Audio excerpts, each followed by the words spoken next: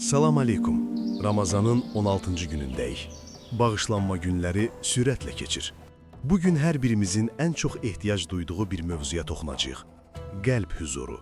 Müasir dünya çox səs-küylüdür. Fikirlərimiz dağınıqdır. Narahatlıqlarımız çoxdur. Bəs bu qədər qarışıqlığın içində mömin ruhunu necə sakitləşdirə bilər? Bunun tək bir yolu var.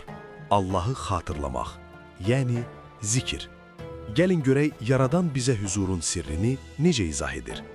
Günün ayəsi. Qəlblərin aram tapdığı nöqtə. Ayə.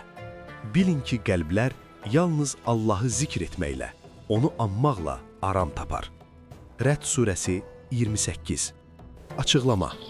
Bu ayə qəlbimizin istifadə qaydası kimidir. Necə ki, acanda bədənimiz qida istəyir, ruhumuz darıxanda da Allahı istəyir. Biz bəzən huzuru musiqidə, gəzintidə və ya əyləncədə axtarırıq. Bunlar müvəqqəti rahatlıq verə bilər, amma qəlbin əsl ehtiyacı sahibini tanımaqdır. Allah dediyimiz hər an sanki ruhumuz öz evinə qayıdır. Zikir sadəcə təsbih çevirmək deyil, Allahı hər işində, hər nəfəsində xatırlamaqdır. Günün hədisi. Diri və ölü arasındakı fərq. Hədis. Peyğəmbərimiz sallallahu aleyhi və səlləm buyurmuşdur. Rəbbini zikr edən kimsə ilə zikr etməyən kimsənin misalı diri ilə ölünün misalı kimidir. Buxari. Açıqlama. Bu hədis çox sarsıdıcı bir həqiqəti ortaya qoyur.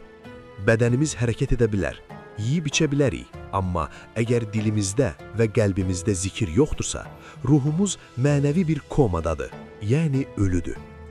Zikir insanı mənəvi olaraq dirildir, ona həyat eşqi verir və çətinliklərə qarşı dözümlü edir.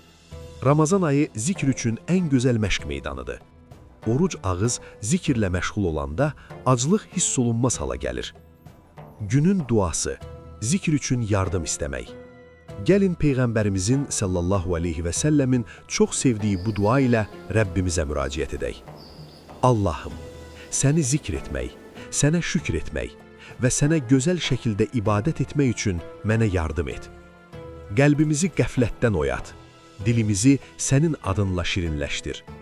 Bizi hər an sənin huzurunda olduğunun fərqində olan sadiq bəndələrindən eylə. Amin. Əziz dostlar, bugünün tapşırığı çox sadədir, amma təsiri böyükdür. Bugün iftara qədər və ya iftardan sonra 100 dəfə Sübhanallahi və bihamdihi və ya sadəcə Elhamdülillah deyin və bunun qəlbinizə gətirdiyi o yüngüllüyü müşahidə edin. Sizin ən çox sevdiyiniz zikir hansıdır?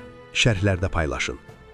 Sabah 17-ci gündə Qur'anla həmsöhbət olmaq mövzusunda görüşənədək Allaha əmanət olun.